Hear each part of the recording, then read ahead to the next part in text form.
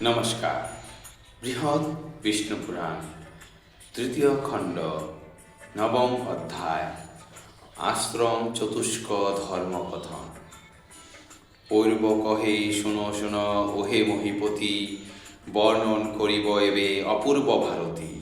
উপনয়নের পর বিপ্রের কোমর, ব্রহ্মচারী সমাহিত হয়ে নিরন্তর। গুরু গৃহে সর্বক্ষণ করি অবস্থান, যতনে গুরুর সেবা করিবে ধীমান। করিবে গুরুর কাছে বেদ অধ্যয়ন, অন্যদিকে কভু নাহি দিবে নিজ মন। প্রত্যহ প্রভাতে আর সায়াহ্ন সময়ে, সূর্যের করিবে পূজা একান্ত হৃদয়ে। করিবে অগ্নির সেবা হয়ে এক মন, ভক্তি ভরে গুরুদেবে করিবে বন্দন। যখন করিবে গুরুদেব অবস্থান, করিবে অবস্থান তখন ধীমান। গমন করিলে গুরু করিবে গমন, যদি গুরু উচ্চ দেশে বসেন কখন। নিম্নস্থানে শিষ্যগণ বসিবারে পারে, শাস্ত্রের বিচার এই কহিনু তোমারে। গুরু প্রতিকূলে কার্য কভু না করিবে, গুরু আজ্ঞা শিরোপরি যতনে ধরিবে। গুরুর আদেশ শিরে করিয়া ধারণ, করিবেন তার পাশে বেদ অধ্যয়ন। গুরুর অনুজ্ঞালয়ে একান্ত অন্তরে, ভিক্ষান্ন ভোজন শিষ্য করিবে সাদরে। গুরুর হইলে স্নান করিবে স্নান, গুরু হেতু সমিধাদি আনিবে ধীমান। গুরুর কারণে জল কুশাদি আনিবে, এই তো শাস্ত্রের বিধি অন্তরে জানিবে। এই রূপে বেদ শিক্ষা করিয়া ব্রাহ্মণ, গুরুকে যথার্থ করি দক্ষিণা অর্পণ। তাহার অনুজ্ঞালয়ে গৃহেতে যাইয়া, গার্যস্থ ধর্ম লবে একান্ত হৃদয়ে। তারপর দ্বারগ্রহ করি বিধিমত, উপার্জিবে ধনরাশি স্বধর্মেতে রত। যথাশক্তি গৃহকার্য করিবে সাধন, করিবে সবার ক্রমে তুষ্টি সম্পাদন। করিবে পিতৃতুষ্টি নিবাপদ্দারায়, সাধিবে ঋষির তৃপ্তি করিয়া সাধ্যায়। কালক্রমে পুত্রকন্যা করি উৎপাদন, প্রজাপতি তুষ্টিগৃহী করিবে সাধন। করিবে ভূততুষ্টি দানের দ্বারায়, সত্যবাক্যে সন্তোষিবে লোক সমুদায়। শুনো শুনো ওহে নৃপ আমার বচন, কেবল কর্মই সুখ দুঃখের কারণ। যেরূপ কর্ম জীব ইহলোকে করে, সেই রূপ লোকে যায় মরণের পরে।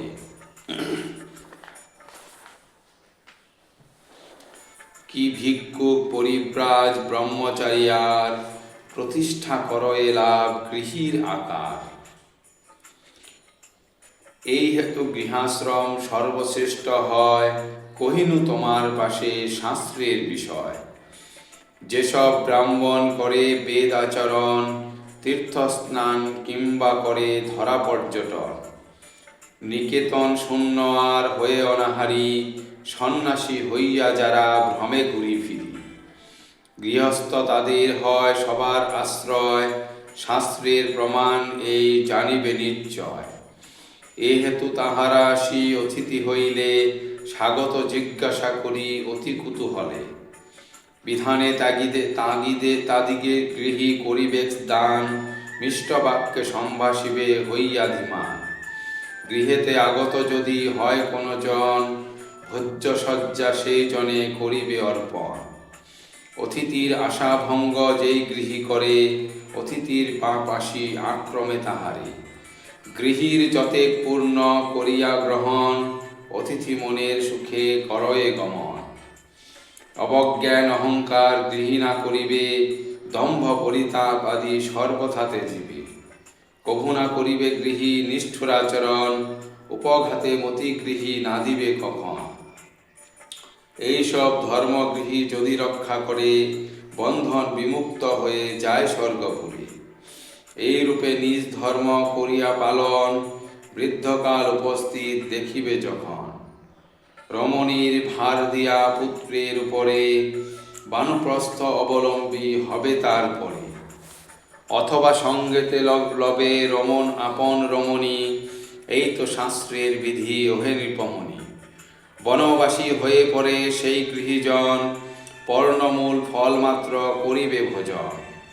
কেশ শ্বশ্রু জটাধরি হরিষ অন্তরে, শয়ন করিবে নিপ জানিবে ভূতলে। মৃগচর্ম কাশকুশ এইসব দিয়ে, ধরিবে পরিধেয় সানন্দ হৃদয়ে। নির্মাণ করিবে আর বস্ত্র উত্তরীয়, অবশ্য জানিবে এই বচন শাস্ত্রীয়।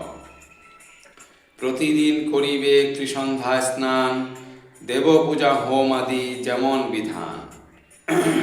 করিবে বৃক্ষ স্নেহে শরীর মার্জন, ভিক্ষা করি যথাবিধি বলি সমর্পণ। বিধানে করিবে নিত্য অতিথি সৎকার, এই তো শাস্ত্রের বিধি জানিবে সার।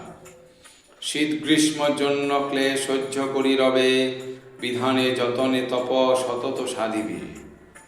এই রূপ ধর্ম যিনি করেন পালন, অখিল পাতক তার হয় বিনাশন। যেমন অনল দগ্ধ সর্বদ্রব্যে করে, সেরূপ পাতক সেই পারে দহিবারে। ব্রহ্মচর্য আদি 3 আশ্রম বিষয়, কীর্তন করিনু আমি ওহে মহোদয়। সন্ন্যাস আশ্রম কথা শোনো এখন, চতুর্থ আশ্রম বলি যা হয় গণ। পুত্র কলত্রাদি শূন্য হয়ে নির্মৎসর, ধনৈশ্বর্যে স্নেহ শূন্য হয়ে নিরন্তর। সন্ন্যাস আশ্রম সাধু করিবে গ্রহণ, ধর্ম অর্থ কাম ত্যাগ করিবে সৃজন। শত্রু মিত্র সর্বভূতে সমদর্শী হবে, কখন জীবের নাহি অনিষ্ট করিবে। অন্ডজ বা জরায়ুষ যেই কোনো প্রাণী, কারে দাহি নাহি দিবে কষ্ট ওহে নৃপমণি। ভেদজ্ঞান না রাখিবে হৃদয় মাঝারে, এক রাত্রি রবে মাত্র গ্রামের ভিতরে। পুরমধ্যে যদি কভু করে আগমন, পঞ্চরাত্রধিক কাল না রবে কখন। তাদের প্রতিষ্ঠা লোক করিবে যথায়, অথবা করিবে দেশ লোক সমুদায়। তথা নাহি কবু তারা করিবে বসতি, এই তো শাস্ত্রের বিধি যথার্থ ভারতী। গৃহস্থের পাক কিংবা হইলে ভোজন, ভিক্ষার্থী হইয়া দ্বারে করিলে গমন। করিবে কামক্রোধ দর্প পরিহার, লোভ মোহ না রাখিবে হৃদয় মাঝার। করিবে সকল জীবে অভয় প্রদান, ভীত নাহি হবে কভু হইবে ধৈর্যবান। কোন প্রাণী হতে কভু ভীত নাহি হবে, এরূপে সন্ন্যাস ধর্ম পালন করিবে। ভিক্ষালব্ধ ঘৃতর দ্বারা শরীর মাঝারে, অগ্নিহোত্র অনুষ্ঠান করি তারপরে। স্বীয় মুখে শরীরস্থ অগ্নির ভিতর, হোম করি দেহ ত্যাগ করিবে নর। এরূপে সন্ন্যাস ধর্ম করিলে পালন, ব্রহ্মলোক জয় করি সেই মহাত্মন। নিত্যানন্দে ভাসমান অবশ্যই হয়, শাস্ত্রের বিধান এই জানিবে নিশ্চয়।